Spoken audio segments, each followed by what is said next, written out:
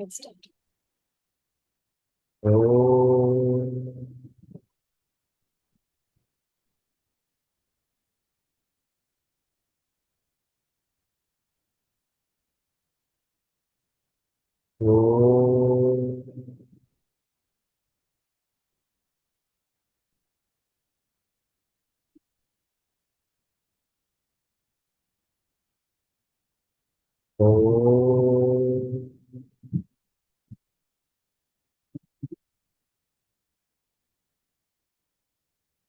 ॐ सहना भवतु सहनौ भुनक्तु सह वीर्यं कर्वावहै तेजस्वी नावधीतमस्तु मा विद्विषावहै ॐ शान्ति शान्ति शान्तिः ॐ सदाशिवसमारम्भां शङ्कराचार्यमध्यमाम् अस्मदाचार्यपर्यन्तां वन्दे गुरुपरम्पराम् ॐ गुरुर्ब्रह्मा गुरुर्विष्णु गुरुर्देवो महेश्वरः गुरुः साक्षात् परं ब्रह्म तस्मै श्री गुरुवे नमः। ॐ सरस्वती नमस्तुभ्यं वरदे कामरूपिणी विद्यारम्भं करिष्यामि सिद्धिर्भवतु मे सदा कार्पण्यदोषोपहत स्वभावः पृच्छामि त्वां धर्मसम्मूढचेताः यच्छ्रेयस्या निश्चितं ब्रूहि तन्मे शिष्यस्ते अहं शाधि मां त्वां प्रपन्नम् ॐ वाङ्मे मनसि प्रतिष्ठिता मनो मे वाचि प्रतिष्ठितम् आविरावीम एधि वेदस्य म आनिस्तः श्रुतं मे मा प्रहासीः अनेन अदितेन अहोरात्रां सन्दधामि ऋतं वदिष्यामि सत्यं वदिष्यामि तन्मामवतु तद्वक्तारमवतु अवतु माम् अवतु वक्तारम् अवतु वक्तारम् ॐ शान्ति शान्ति शान्तिः ॐ भद्रं कर्णेभिः शृणुयाम देवाः भद्रं पश्येमाक्षभिर्यजत्राः स्थिरैरङ्गैः तुष्टुवाङ्गं सस्तनूभिः व्यशेम देवहितं यदायुः स्वस्ति न इन्द्रो वृद्धश्रवाः स्वस्ति न पूषा विश्ववेदाः स्वस्ति न साक्ष्यो अरिष्टनेमिः स्वस्ति नो बृहस्पतिर्ददातु ॐ शान्ति शान्ति शान्तिः ॐ अहं वृक्षस्य रेरिव कीर्तिपृष्ठं गिरेरिव ऊर्ध्वपवित्रो राजिनीव स्वमृतमस्मि द्रविणगं सवर्चसं सुमेधा अमृतोक्षितः इति त्रिशङ्कोर्वेदानुवचनम् ॐ शान्ति शान्ति शान्तिः।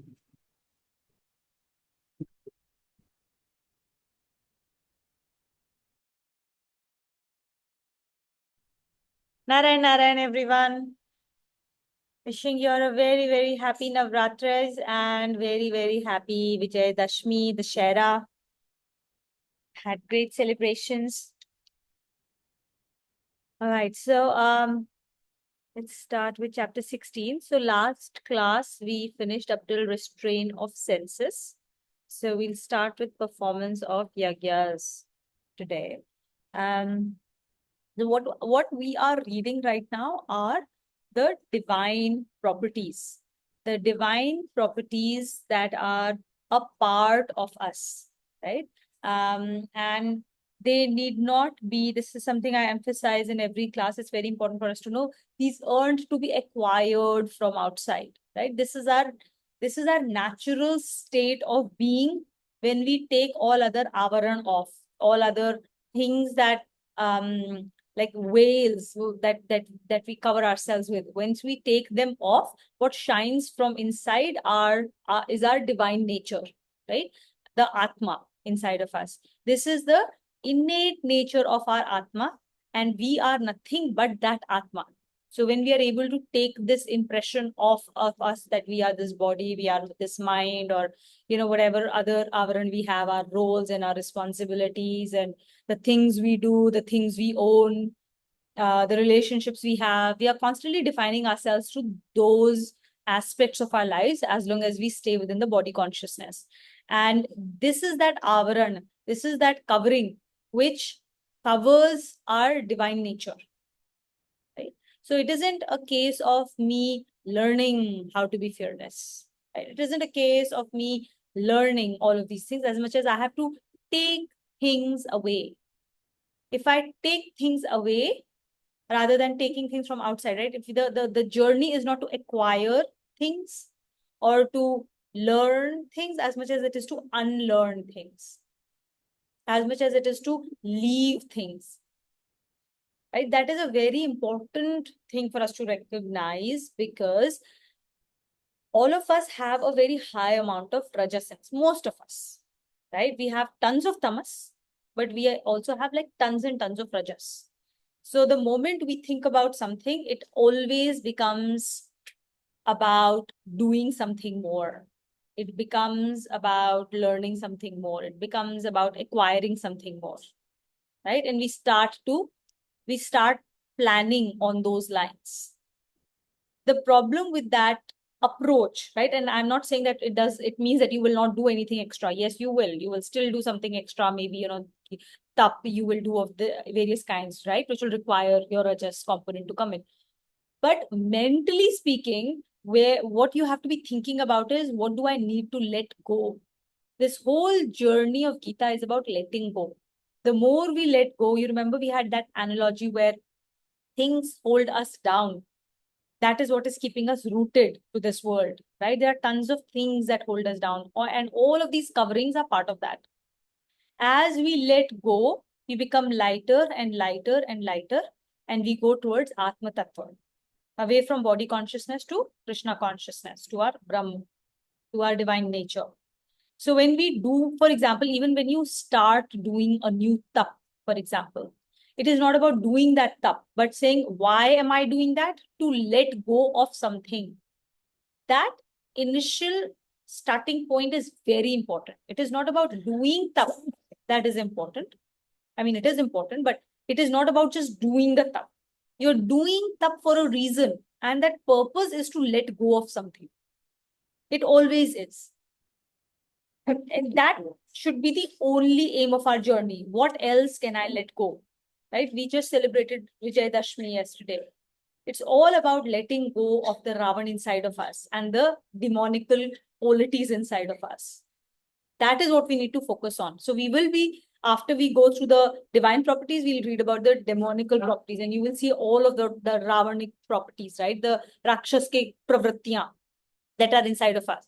So everything that we will do should be about, when I let go of these demonical properties, the divine properties will shine forth. So our work will not be about acquiring divine properties as much as it will be about letting go of demonical properties. And as more and more divine properties start to shine forth, they will tell us directly, they'll speak to us directly and tell us where we are in our sadhana. Because as the sadhana increases and as we progress on the spiritual path, you will recognize that you're becoming more fearless. Your ability to have control over your senses is increasing. Your ability to restrain your vani, your vani ka tap is increasing. Your words are becoming a lot more. You're a lot more conscious of the words you use to express something, and you no longer hide behind, I have to tell the truth, so it doesn't matter if it hurts the other person, right? The Vani ka tab becomes important, where now you're able to speak the truth but without hurting the other person and with the right intention of helping them, and it actually helps them, right? So this is very, very important before when we start reading this and start to go like, okay, how do I do fearlessness? I must manifest fearlessness, right? So that clarity in our mind is very important, that this journey is not going to be about acquisition as much as it is about letting go. Okay. With that, let's start with restraint of senses. Maybe we will read the book one more time and then we'll start with this. And Nana, do you want to read with us? Read the shloka, okay?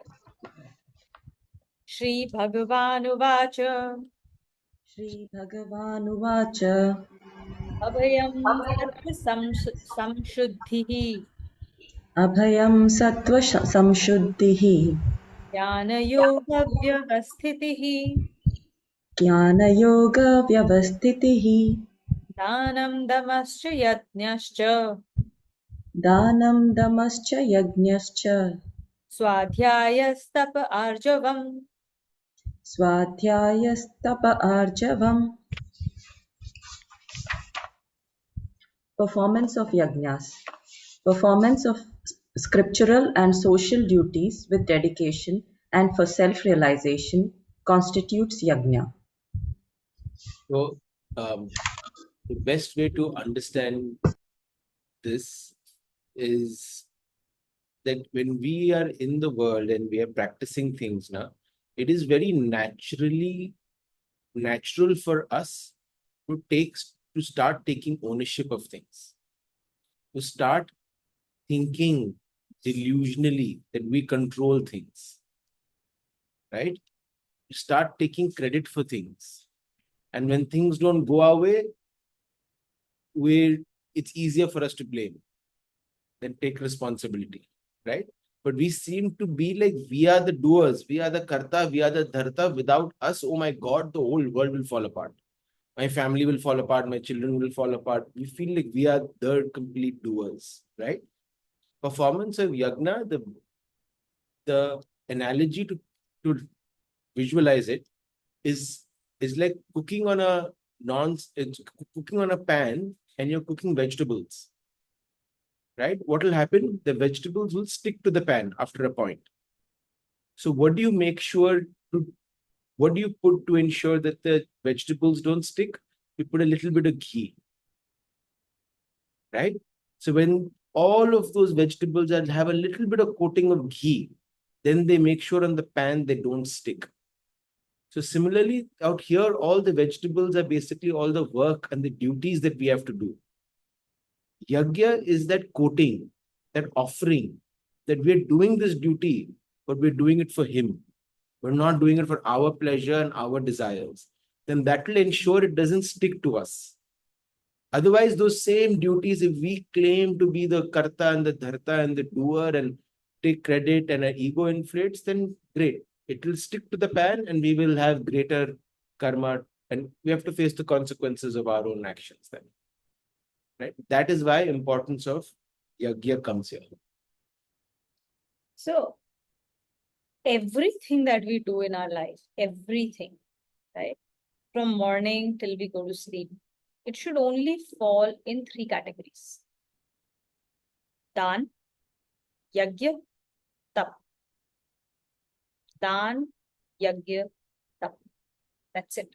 There should be nothing else. There is nothing that we do in our lives that should be outside of these three categories.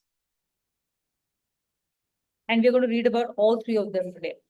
So, Yagya, as Abhinav said, is not just the Yagya, with the fire offerings and all.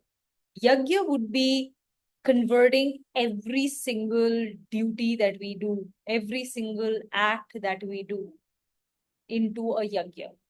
And yagya is basically, as he said, nishkam bhav karmyo. Whenever we do something with nishkam bhav is very important, that we are not attached. Sakam bhav is what? When we are doing something with an attachment to the end result. And that end result could be something as simple as, I want this process to be followed. And that process does not get followed, and I get irritated because my process is the best process, because it yields the best results, right? We are unable to let go of control. Okay. Then it could be, or it could be an attachment to an end outcome. It could be an end outcome could be a material object, a goal being reached, someone agreeing to what you said that they should do, and they do what you do. So you have a sense of control, right? So Nishkam Bhav is very important here. The moment you have an attachment, there is no yajna here. Then there's only Sakam Bhav work happening, which is creating bondages. Nishkam Bhav Karm Yog with an emphasis on Lok Sangrah, right? Lok Sangraha. And the third part is that it is being done with his power alone. And exactly, and this is important because of exactly what Abhinav said, कि हम लोग immediately ना doer बन जाते हैं, कर्ता बन जाते हैं, कर्ता धर्ता, कर भी हम ही रहे हैं और इसका sustainability भी हमारी वजह से ही है, right? Half of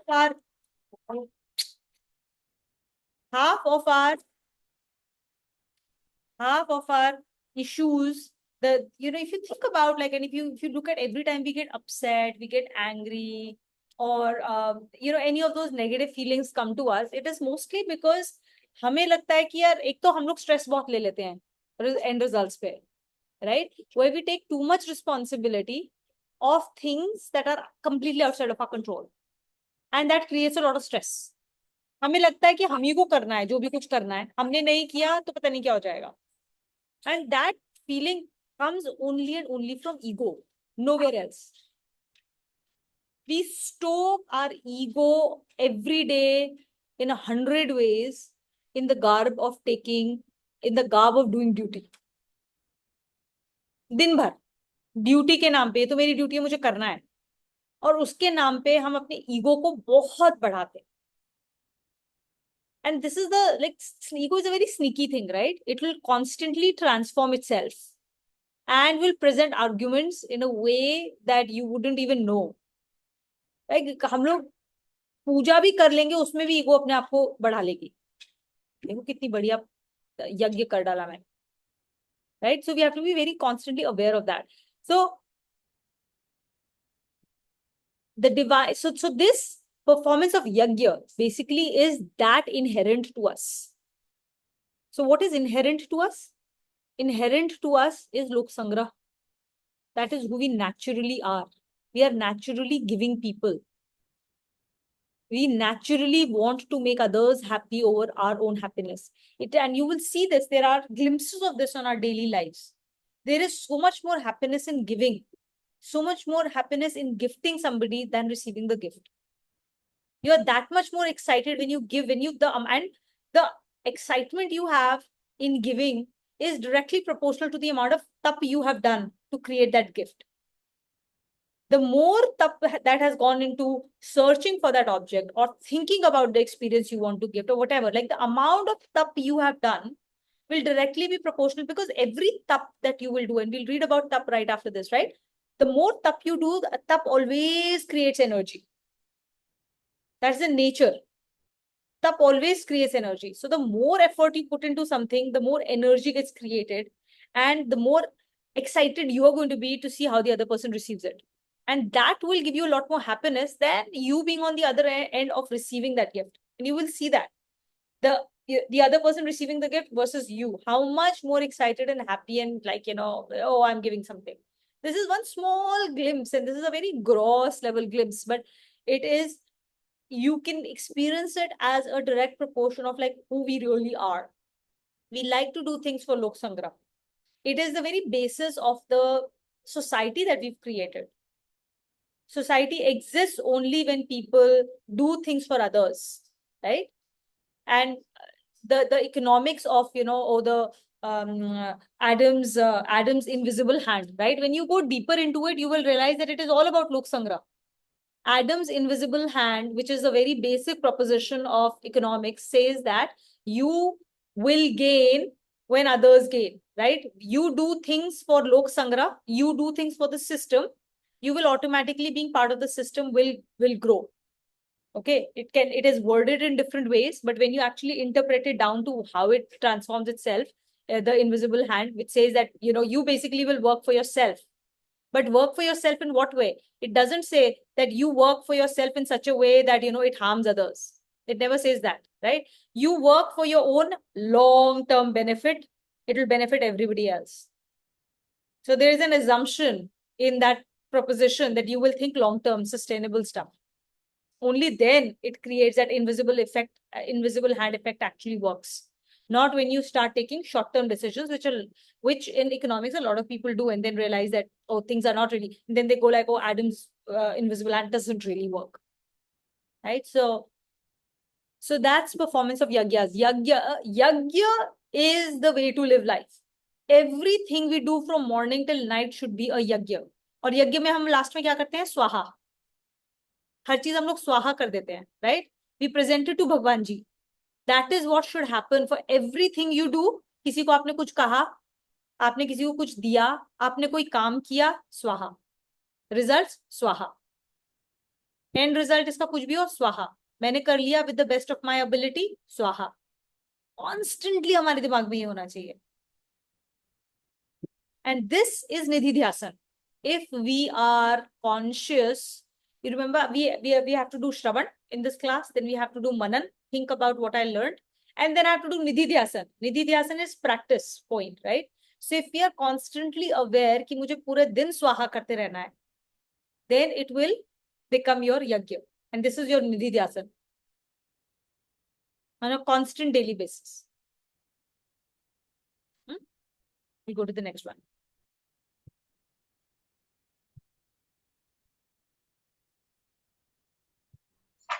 Scriptural studies. These comprise the intelligent study and contemplation of scriptural thoughts to awaken discernment and inculcate dispassion and detachment. So we've all been gifted intellect, right? And we've all been gifted consciousness, which we can control our thoughts and our intellect.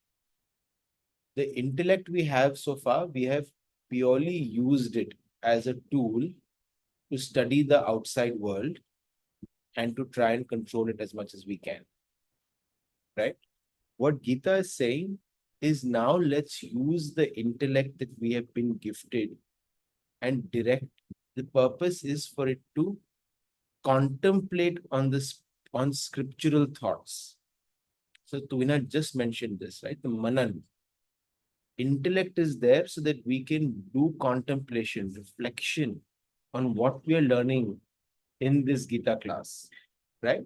And the purpose of that contemplation is for us to build better judgment, discernment, wisdom, so that we are, and the purpose of that judgment and discernment is to ensure vairagya, dispassion.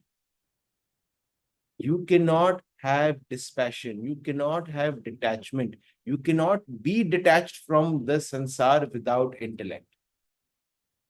You need the intellect to be able to reject the glamour of the world and focus your energy towards the scriptures or towards the universal principles we know to be true. That is the purpose of intellect. And for the intellect to play that role, you have to be engaged in regular scriptural studies. Otherwise, the intellect will very easily be tricked by the glamorous world into chasing things in the world. And the other part that our class mein, like Kumar used to always say, is when your intellect starts absorbing information, right, on these scriptures, starts doing manan, starts internalizing a little bit, it automatically acts as a deterrent, it becomes a Sadhana is savdhani. It becomes like a savdhani, it becomes a checkpoint where it stops you from engaging, stops you from taking ownership, stops you from getting too involved, stops you from building expectations, right? And that is an equally important part of this journey. In the first two chapters, we had learned what is actually taken from Kanthopanishad, where we had seen that imagery of the Rath, right?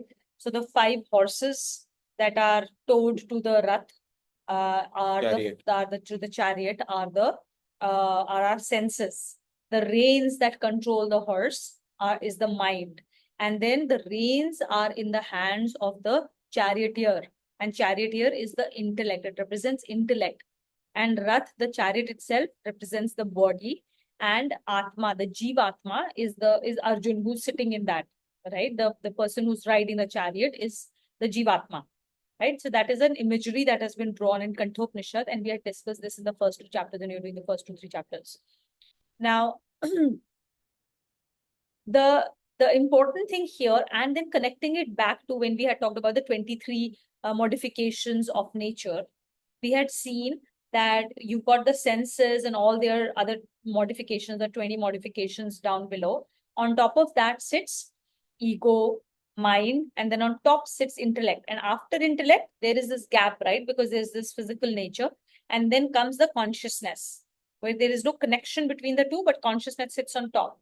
So the lowermost here after the 3 gunas is what? Intellect, right? Intellect is the top one.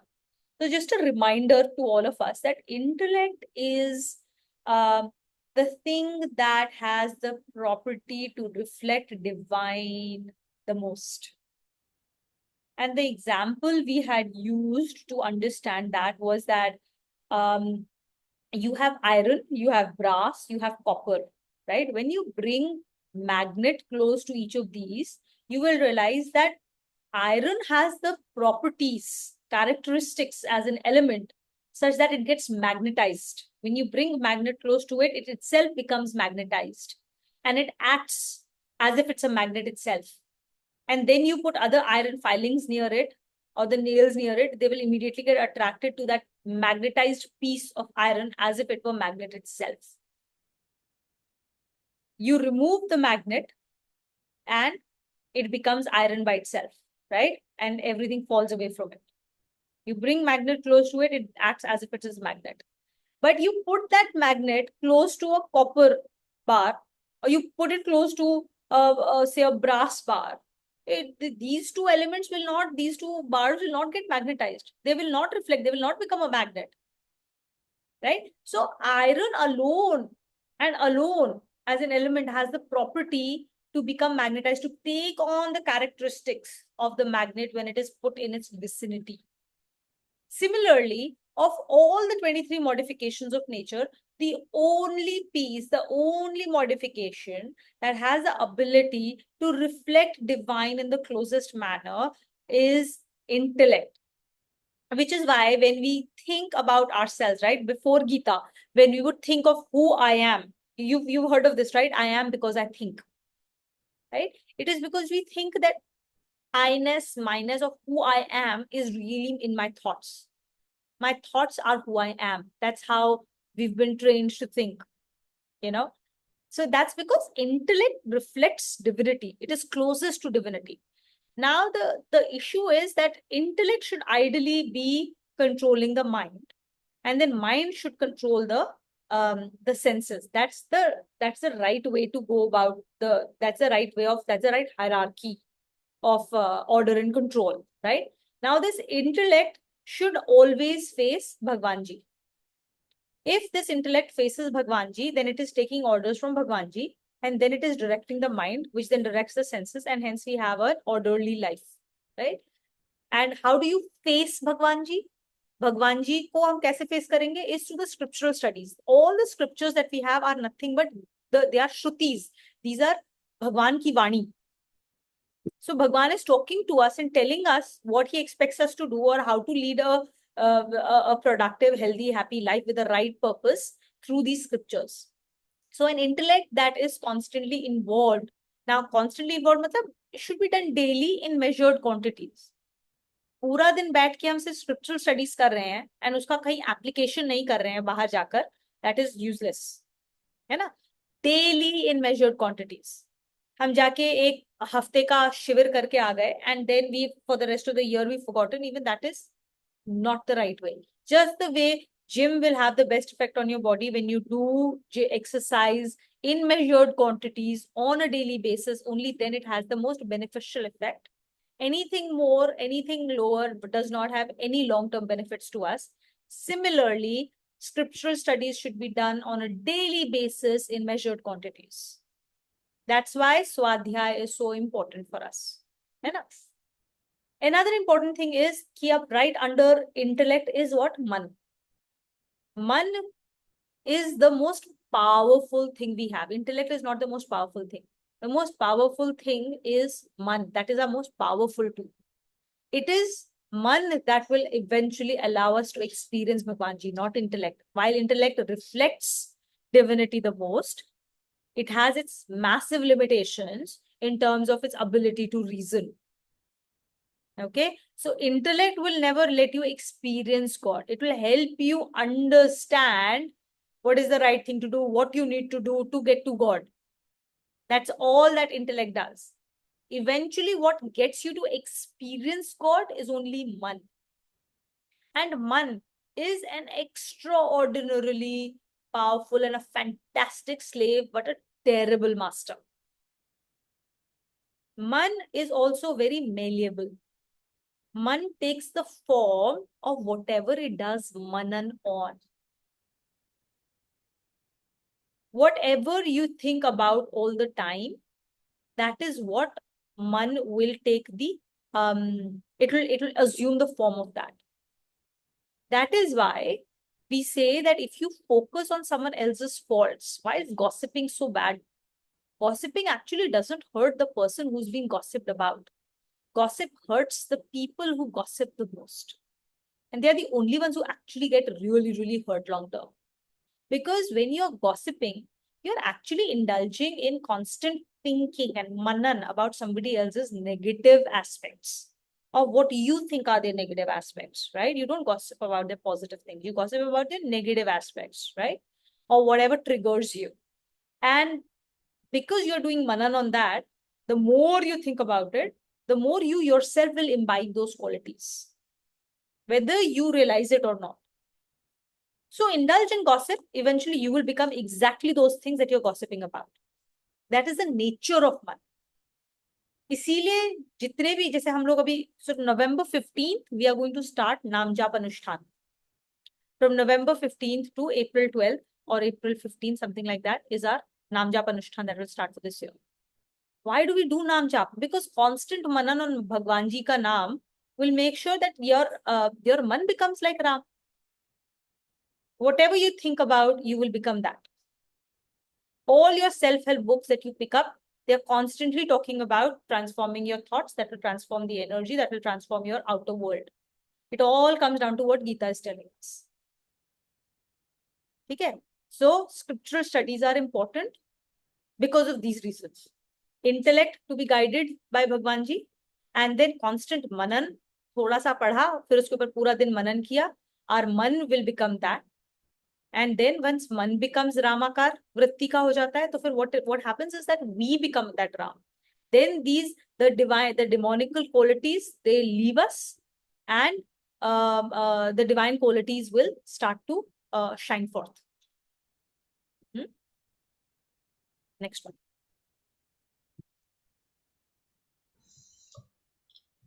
Austerity, to gladly undergo mental and physical hardship in the performance of scriptural or social duties dedicated for the purpose of self-realization, constitutes austerity.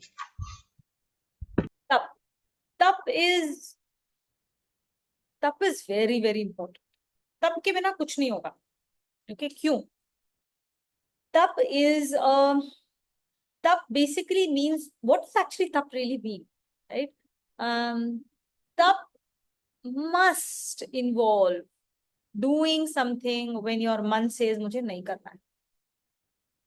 ठीक है? That is very important. Friction must be there. Friction must be there. When friction gets created, energy is generated. We know that whenever you rub two stones together, friction gets created, that creates fire, right? Similarly, every friction creates energy. Now it's up to us on how we use that energy. And we need energy to go from one state to another. If we don't, then what happens? We have the law of physics, right? A body that is set in motion stays in that motion unless an external force acts upon it. That force is the force of tap. Okay? Force of tap. Tap is what breaks inertia. Okay? Now, for example, you decide Navratri. Okay, I'll take the example because you've just done that. So Navratri mein, on day 1, you take sankalp. Okay, you take sankalp ki main ye tap karungi, right? Could be anything, right? Like maybe you will take a tap of fast. Okay, or maybe, and you will decide what that fast looks like, right? Day 1, you decide this is what I will do. Okay, whatever it is. पानी का fast करेंगे खाली या फिर एक specific type का खाना खाएंगे जो भी आप you decide your type of fast, right? Or you will decide I will do certain types of rituals. Maybe I will do Devi Mahatmya ka part. Maybe I will do yajna, whatever, right? You decide something at the start. Trust me, first couple of days, everything will be awesome because you are really gung-ho about it. तब आपका शुरू नहीं हुआ इस time because your मन is enjoying it. You are happy sitting in that puja for a change. It has given you relief from everything else that you do. There's novelty factor to it. You're really enjoying it. There's festivity around it. ठीक है? तब ये तप नहीं है. If you're doing puja because suddenly it is giving you relief from the rest of the world, that is not tap. You should do it. I'm not saying don't do it. It gives you relief. That's a great thing. So do. But that is not tap. That is relief. Relief does not create transformation energy, but relief and rest is important to give you the ability to bounce back and be able to do more tap. Just like you need periods of rest between periods of exercise. Hai na? So that is important. I'm not saying don't do it, but what I'm telling you is that recognize that is not tap. Day 3, day 4, day 5, as things start to progress, it starts to get repetitive. And your mind does not like repetition because we are used to too much of stimulation now, right? We constantly want change. We constantly want, that is what our mind craves today. That's what our mind has become. So after day 3, day 4, it will start to feel repetitive. You will start to find it difficult to stick to a certain schedule, to stick to a certain discipline. Your mind will start to, you will start finding it difficult. It will start to, get belligerent. That is the start of your tap. The more your mind, now this is where the control actually starts. The dam sham that we've talked about before. This is where it starts. When your mind starts to say, I don't feel like doing it. I am done with this. This is exhausting. This is very difficult. I don't know why I took on this discipline. Next time I'm going to take lesser. There's no way I can do it. Let me do half of it. That is the starting point of your tap. And the more you exert your willpower to say, bol diya maine, theek hai, I will take my lessons from it. I can't not do, whatever it is. That's when you stick to your discipline and do it no matter what. There is always that small amount of hump of energy you need to go past. And at some point after you've had that struggle for 2-3 days, you will start to realize maybe on day 9, you will get some realization will dawn on you. Something you will learn about yourself because of the energy of tap you have put in. But those first 2-3 days when you're enjoying that tap, you've got no insight. You'll come out of it, I enjoyed it. I was very happy. Okay, that's it. That's where it will end. So this is what I wanted to really bring out. Ki tap is not just about doing something. That is why whenever we do an anushthan, it is for an extended period of time and it increasingly increases the difficulty as you increase the weights that you do when you're doing exercise. Right? You start from 1 kg, then you go up to like 10 kgs. Dhire, as our ability, our muscles develop. Right? Because you have to generate that resistance. In corporate language, they constantly say that you rise to the level of your incompetence. You always rise to your level of incompetence, right? And you get to that incompetence level, then you build up, tap hota hai wahan par, to build up that level of competence for you to be comfortable with where you are. And then you rise up to the next level again. So it is that difficulty will constantly increase so that there is constant tap. Only in presence of tap is there transformation. Only in presence of tap there is growth. Only the most, so that is very important. So when we look at difficult times in our life, or times when things go rough, or when there is too much responsibility being thrust on our hands and we feel like, oh, it's very difficult for me to handle, usko bhi we should approach it with happiness and harsh rather than complaints. Because know that, dude, this is amazing. This is my period of growth. I've got like this, like before this I've had. And when you're going through periods of calmness, बहुत increase करो अपने आप, give yourself more tap from a scriptural study perspective कि यार ये मेरे को बाद में नहीं मिलेगा. This will help me go through my growth period in a much more positive manner. And when I go through my period of tap in a positive mindset with a positive attitude, then you will realise that जो आपकी growth इतनी होनी थी वो अब इतनी हुई है उसी पीरियड में with the same circumstance. The same circumstance will leave you that much more richer because of the attitude with which you approached it. है ना. सो तब हमें, एंड तब के ग्रोथ तो है. Bhagwan ji has very clearly told us कि no matter what you will come to me, no matter what you will come to me. Now that means no matter what you will go through तब. तो या तो हम तब को voluntarily ले लें, या वो तब हमें बाहर से एनफोर्स होगा.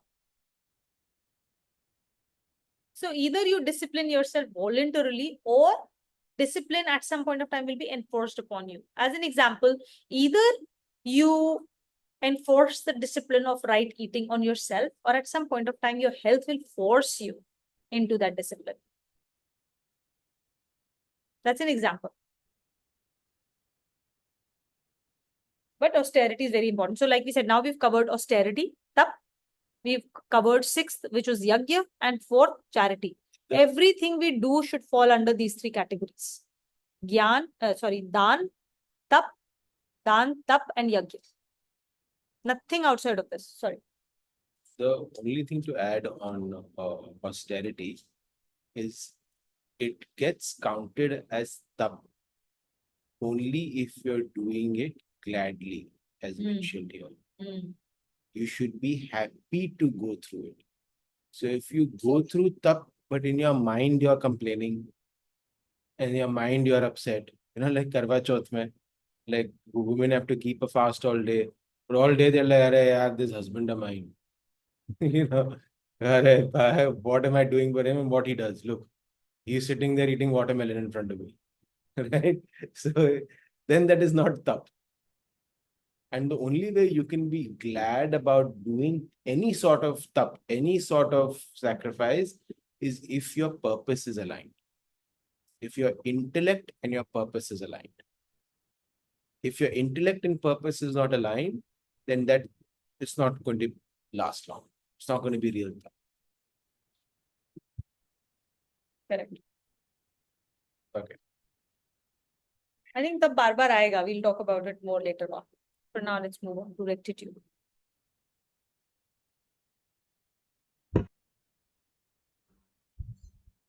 Rectitude. Giving up crookedness in conduct, thoughts, and emotions leads to rectitude. I think this is simpler to understand, right? Giving up crookedness in conduct, thoughts, and emotions. Rectitude means being simple, essentially, right? Not trying to act too smart, right? Being simple in conduct, simple in thoughts. That is rectitude. कि हम लोग वो तिकड़म लगाएंगे, कुछ यहाँ पर ऐसे घुमा के ये करो, घुमा के वो करो, इसको ऐसे कर दो, दैट जिसको हम लोग उसको स्ट्रीट स्मार्टनेस भी कहते हैं कई बार, है ना. And we value it as a society कि ये स्ट्रीट स्मार्ट है और ये स्ट्रीट स्मार्ट नहीं है. नाइवनेस कई बार कहते हैं. I am not saying be बेवकूफ in your dealings in the world, right? Krishna wasn't bewakoof, right? So don't be bewakoof, but you don't have to unnecessarily complicate your life. We tend to overcomplicate our lives, overthink things, Abhinav keeps reminding me of how I overthink too many things. ऐसे होगा फिर ऐसा करना है नहीं अगर ये नहीं किया तो ये नहीं होगा. It's like just take it simple to him. So he reminds me a lot about rectitude and how I unnecessarily overthink a lot of things. And most of that thinking is only in our head, not in the other person's head. Most of the stuff we think too much about or put too much attention to or think कि सब कुछ खराब हो जाएगा इस event में अगर ये नहीं हुआ. Actually you will realize later on 5% भी इफेक्ट नहीं हुआ अगर आपने वो किया या नहीं किया, है ना. और हम लोग अपनी लाइफ में अपने आप को ओवर कॉम्प्लिकेट कर लेते हैं इन सब चीजों से. मैं तो बहुत करती हूँ, बहुत करती हूँ. हम जो जितने राजसिक जितने लोग हैं ना, जो हम सब हैं बाय द वे, अगर इनमें से कोई है जो बोले मैं राजसिक नहीं हूँ तो आई विल क्वेश्चन. हम सबकी टू डू लिस्ट बनी रहती है, सब कॉर्पोरेट लाइफ में, सब पढ़ाई लिखाई में, जिंदगी भर all that we ever done is rajas, बहुत ज्यादा रजस, है ना. सो ये रेक्टिट्यूड हमारे लिए बहुत जरूरी है. We have learn all our lives not to be simple. All our education system has taught us to be to overcomplicate, to overthink, and then our experiences in the world teach us that it's important to be street smart, right? So we need to be simpler in our communications. We need to be more straightforward. Okay, naive is not the right word. I would say straightforward. Straightforward is much better, encapsulates what we are trying to say here. Be more straightforward. Don't keep whole things back in your dil mein और बोल हम कुछ और रहे हैं, सोच हम कुछ और रहे हैं. When our thoughts, our words and our actions are not in line, then we're not in rectitude essentially. So what we have to align is our thoughts, our words and our actions. 3 of them have to be aligned. And when 3 of these are in integrity, then you are straightforward and you will be amazed with the amount of power you will have in this world just by aligning these 3 things. Because then for you to align these 3 things, you will never say anything out of habit or out of, I can't say no. You'll be very careful about saying yes to people. You'll think 20 times about the effect of saying yes to something, an event, a participation, a responsibility. You'll be very careful. Can I really deliver on this? How will I deliver on this? Do I have the resources? Okay, I want to deliver on this, but these are the resources that are lacking. How will I get those resources? Where do I need to make an ask of it? You'll be very, very careful. Vani ka tab automatically aayega. Our ability to say no will increase a lot. हम सब में ये problem है. We don't say no often enough. And we clutter up our lives a lot by saying yes to a lot of unimportant things, which create a sense of doing something all the time. Invitations to events that we don't need to go to. We say yes to things to participate in, things to do, things to cook. We're constantly keeping ourselves busy. है ना? तो ये 3 चीजें हमारे लिए बहुत important है. And when we have these 3 things aligned, there is rectitude in our life, and which creates unbelievable amount of power. Because when I say I will do something, I actually do it. That means when you have a thought and it gets translated into your word, it gets translated into action, then who are you? You're Saraswati.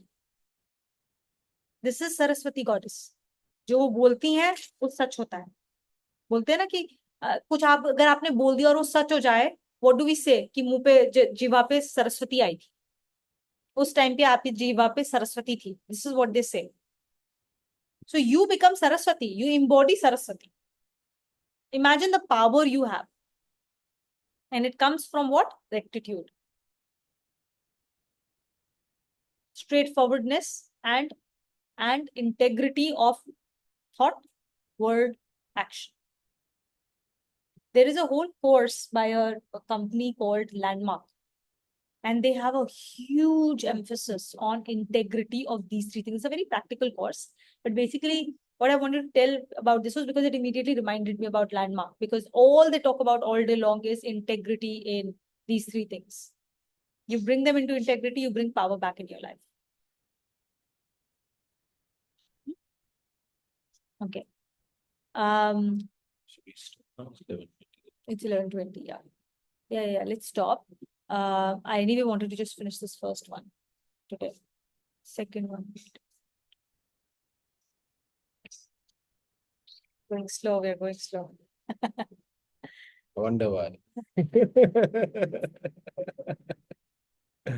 All right, I think we're Actually, I think this is very practical. One, Of course. I want feedback because sometimes I feel like I do like we are doing we're going a little bit slower than some of the other classes, and I'm wondering if we're spending too much time explaining one concept, and if I'm like, and I know I can have verbal diarrhea, so I personally need a lot more feedback on whether you think we could go faster. Do you think I explain things too much? I mean, honestly, like give honest feedback. Not tell me like, yeah, I think we can go faster. I'll just understand what it means. And I really want that feedback because I'm wondering if, like right now, I'm repeating myself. I like it. I need this kind of explanation, so I'm good with this. Yeah. Because from some other facilitators, I feel like the feedback is that we're going too slow. So I want you to check in with the class. I'm also happy with the pace because I need to be told many times to sink in there. So yeah, I'm happy with the pace too. Amazing. So we'll stop the class here slightly early today, as we have guests coming over, but we don't want to miss the takeaways. So if we'd like to start, anyone can start. That'd be amazing. And if there's any other feedback, please feel free to give it to me personally on WhatsApp. Just want to be sure, Abhinav, that I'm not talking too much. I can start with the takeaway, but also with the feedback. I feel that it's when we have different explanations for the same thing that shows the passion for it and different perceptions of the same concept. So when you bring, say, economics or you bring science in general or things, that just shows a different perspective of it. So one should stick to it. So speed is not relevant. I think it's more about living that moment and that, because ultimately that whole rabbit and tortoise thing, no, it's not about the speed, it's how you inculcate and you're able to. So you shouldn't worry about that. Thank you. That's a great sharing. So we are the Uh, tortoise, I understand. We just called us tortoise. I get it. Yeah. Okay. Yeah, you have a hard shell. That Shloka also, that when you the shell protect themselves. So yeah, it's in the Gita also. So yeah. Yeah, good.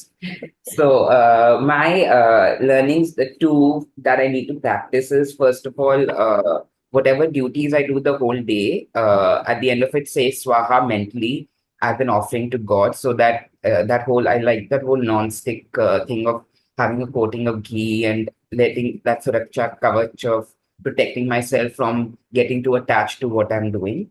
And the second thing I want to practice is being more simple in my thinking, because I do a lot of overthinking as well. And instances that whenever I it happened a couple of weeks ago where I met with someone and I try to impute a lot more feelings to the message, or I read into messages a lot more. So the feedback I got was that I need to stop overthinking. So you maybe make a thing much more bigger than what it is. Like, it's just a message at the end of it, but we tend to add a lot more feelings to it, the thought behind it. So I need to be more simple and straightforward that ways. And these are the two things I need to practice. Amazing. I can go next. For me, the alignment of thoughts, words, and actions, that pretty much simplifies most of the things, I suppose. It just removes most of the complications in my life. Sometimes I've noticed that every time these are aligned, things are a lot simpler for me. And when it's not in alignment, that's when all the confusion and madness sets in. So yeah, that would be my takeaway for today. Shall I go next? Yeah, go on. Okay. So for my takeaway is the attitude of approaching a thought.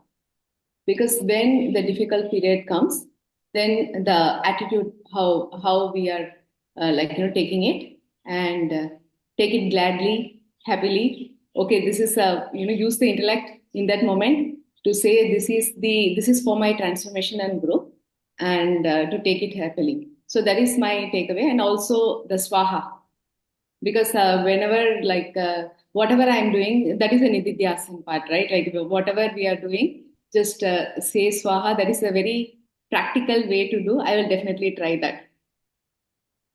Thank you. Thank I can go next. There are so many things that we discussed today. So one of the things that we discussed about dan, yajna, and tap. Three of them are we'll have to do the three categories that we'll have to do every activity, everything that we do. We'll have to do with one of those three, and that's one of them that. And also we discussed about even the intellect is the one which is facing the God. Our mind plays the biggest role to the intellect guides the mind to face the God. So that one is like really a nice way to say. And also the thoughts, words, and actions that we have to do that. That's one of the things, takeaways that I have to do it as well. Thank you. I'll go next. I thought today's takeaway, the really important thing was the aligning your thoughts, words, and actions. I think that really hit home in sense that, if all those three are aligned, everything tends to go very smoothly. And I think that really was something that I thought is something I should also practice more. And because I'm also an overthinker, and you overthink your thoughts, and then you overthink the action, you overthink your words, it kind of then puts you in total mayhem, and then you're constantly worrying about things that are not even happening. So once you can try to align all those three, and then have faith that whatever works out is in God's plan, is what kind of brings everything into harmony.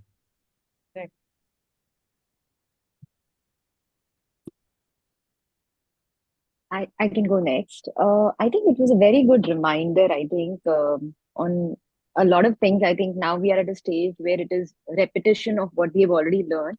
And in that context, yes, my feedback would be we could pace it up a little more, because a lot of these concepts we have heard, and we know, these individual concepts we are very well aware of. So probably that would be my feedback, honest feedback. Yes, it could be paced up, but yet it is a very good reminder every time we go through the individual concepts. So I think again today's class was a very good reminder on the conduct and the qualities, and very liberating is the thought that we are not the doers, because I think that's where the yagya bhav comes in place, where just do your duty. Because I mean, as the roles that we play, whether it is in our work, as a wife or as a mother, we feel a lot of doership in what we are doing, and yet I think a lot of things are not in our control, and that's where we feel a lot of dejection, and then we go through that whole cycle. So I think that feeling that we are not the doers, um, and just do your duty to the best of your ability, that's a very, very good reminder, and something that we need to remind ourselves that we have done the duty, and then let everything happen. And the second point that which we often forget, that when we are going through a tough time, it definitely brings in a lot of growth in us. It's for all of us, but when we go through that, I think only when we look back we realize and see the growth. But when we are in that process, it's very tough to see the growth at that point in time. So it's a reminder that this is how it is, and just trust the process. I think, yeah, that would be my takeaway. I'll go next. So when you said everything which we do in our day should be like either dan or tap or yajna, it's like even if I want to do that, I don't remember to do that, because we are so much engaged in the outside world, doing our to-do list, talking to people, or doing our daily chores, and the work which is needed to be done, right? So I forget that I have to do that, or I want to do it, but I just forget. So I think Anushthan is a good reminder that yes, I need to do these things, So yeah, I'll work on that. And about rectitude, when you said we should align our thoughts, words, and actions, it is so important to keep up our energy levels as well, because I know that when I don't do that, if I plan something, if I think of something, and if I don't align my actions as per that, it weighs me down. It takes my energy away, that I had time but I didn't do, or I was lazy, I could have done that, or whatever. It's not just criticism, but it's like sometimes it's truth that I could have done that but I didn't. And then the mental thing is there, the load, or whatever, I carry it with me, that oh, this didn't happen. So at least, or first of all, we should plan as per our limited time and capabilities, so that if we are not able to do it, it won't weigh me down. So yeah, these two things were a good reminder. And about the pace of the class, I think we should speed up a little, because it's like I wait for a whole week to attend this class. I so much look forward to learning new things. And I whatever you say, every word helps. It's not that you talk anything useless which is not helpful at all. It's not like that. So though I want to listen everything what you want to say, we can do a 2-hour class, 3-hour class, whatever. It's just that I so much look forward to it, and I wait for it. But I think that we should, like, I want to learn more, so we should speed up a little. So though I know it's not just learning or reading the concept, it's implementing as well. But yeah, a little bit. Thank you. So there are two things that I'll say, taking what Smita has said and what Bhagyashree has said. One is that at this stage, there is a lot of repetition of the same concept in different forms, in different ways, with different vantage points, and at a different depth of the same concept being discussed at a slightly more different depth, right? Because Shri Krishna ji knows that हम लोगों को बार बार reminder की जरूरत है. एक बार बोलने से दिमाग में बात नहीं जाती, right? The second thing is tied exactly to that hip is the awareness that Bhagyashree has brought to the class कि यार ये सब तो हमने पढ़ लिया, ये सब हमने ज्ञान दान तप सब पढ़ लिया, राइट? कर्मयोग का पार्ट है ये तो सारा. सो पहले 6 चैप्टर में हम कर चुके हैं ये, करेक्ट? फिर से यहाँ क्यों रिपीट हो रहा है? एक तो वो बात, ठीक है, which we will talk about in the next class. There's no time to talk about it right now. But more importantly, what Bhagyashree said कि मुझे पता है ये सारा कुछ, लेकिन मुझसे implement नहीं हो रहा. I forget it on a daily basis. And that's her speaking on behalf of every single one of us. 1 घंटे के बाद सब भूल जाएंगे इस गीता क्लास को, and then we are back in the संसार, right? Doing सांसारिक activities, सारा यज्ञ भाव चला गया, किसी को याद नहीं रहेगा स्वाहा करने का. ज्यादा से ज्यादा शाम तक याद रहेगा स्वाहा, कल सुबह there is no स्वाहा. ठीक है? Control is back, doership is back, anger is back, I, me, myself is back, right? So I think at this stage now, whenever we read the concepts, our manan should be at a deeper level now. Now our manan is not about कि ये क्या है concept. Now our manan should be, why am I not able to implement this concept? 3 साल से सुन रही हूँ मैं इस concept को. Why am I not implementing it? What is preventing me from implementing it? What gets in the way? And what can I do to help myself to remind myself? Those are the questions that I should be asking myself now, right? Swadhyay, that is why scriptural studies on a daily basis, Swadhyay on a daily basis, not on a weekly basis. Not this class. This class is not Swadhyay at all. Let's be very clear. This class is only Shravan. Swadhyay is part of your manan. Right? So now at this stage, we should be like, if I'm not doing my Swadhyay, I should naturally know I will not remember on a daily basis to actually implement this stuff. There must be Swadhyay of some kind. Some kind. You have to figure out as per your lifestyle how you fit your Swadhyay in. Right? Is that swadhyay by doing some kind of writing? Is that by talking things to somebody? You take some time out. Is it like your own? Somewhere puja hai, naam jap hai, anushtans hai. There are lots of practical tools being given to us. See, it's very clearly acknowledged in our pratha कि यार नहीं याद रहेगा. श्री कृष्णा ने बोल दिया हम लोगों को तुम्हें नहीं याद रहने वाला.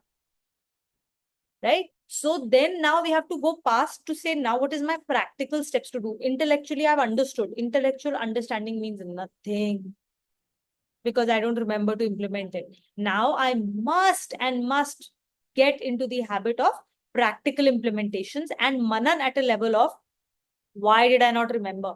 Just remember, because that remembrance means awareness. The moment I have awareness, change starts to happen inside of us. So all you really need is remembrance. And towards that, now I will tell this again, November 15th, we will start our Naam Jal. Okay. For all of us who feel like, I know this, but I'm not able to implement it, which is all of us, we must enter into this Anushtan with minimum 16 malas. 16 malas. Anybody saying, I can't do it? Let's have a conversation.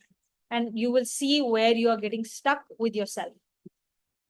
Right? 16 malas is not undoable. 16 malas can be done within the first half of the day. Okay, so 16 malas is very doable, especially after 3 years of studies. है ना? 5, 6, 8, 10, 11. Nothing is acceptable for this class anymore. We all have to get to a stage of 16 malas. You do 16 malas and you will see how much more awareness comes into your everyday life and how much more manan and nididhyasan will start to happen. Okay, so it's a very practical tool. We have to get down to the level of practice now. Thank you, Bhagishri, and thank you, Smita, for bringing that up.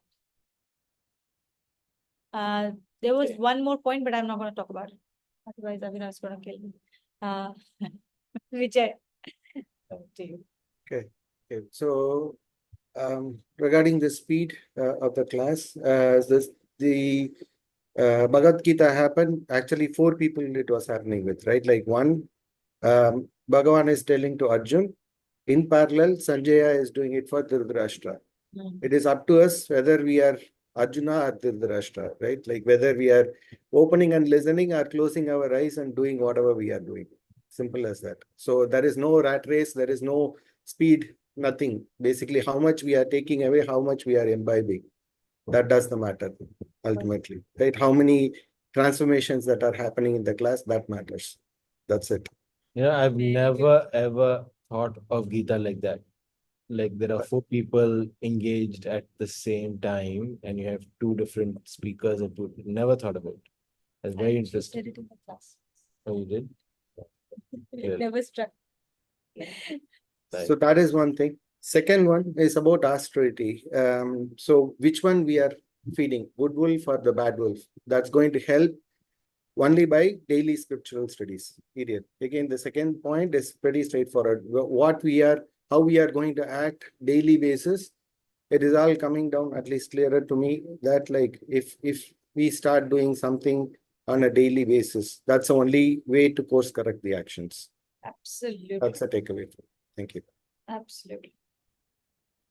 I think big takeaway for all of us from this class is, I think what is getting driven home by everyone is why Swadhyay on a daily basis is so important. वरना कोई फायदा ही नहीं है. हम लोग हर हफ्ते यहाँ पे आ जाएंगे. Even 10 years down the line, we'll be like, there is no transformation in me. I'm still the same person. So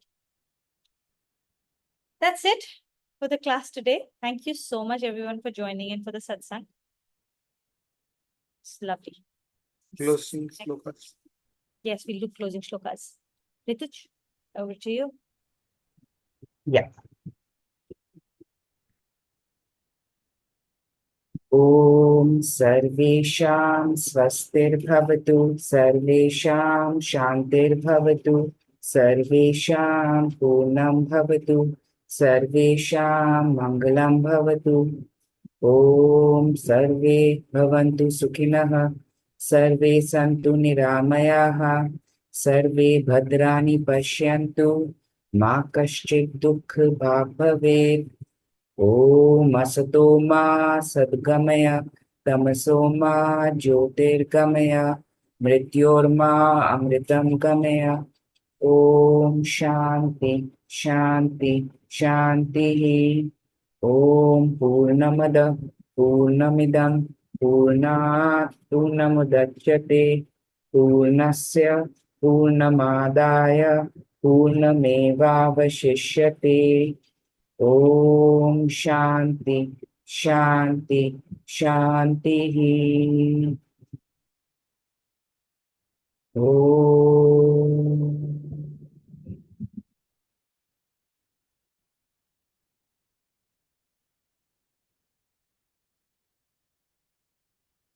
Om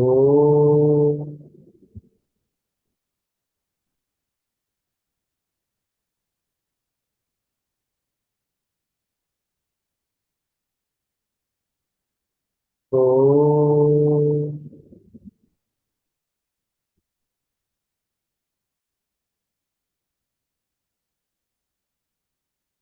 Amazing. Thank you so Everyone, Narayan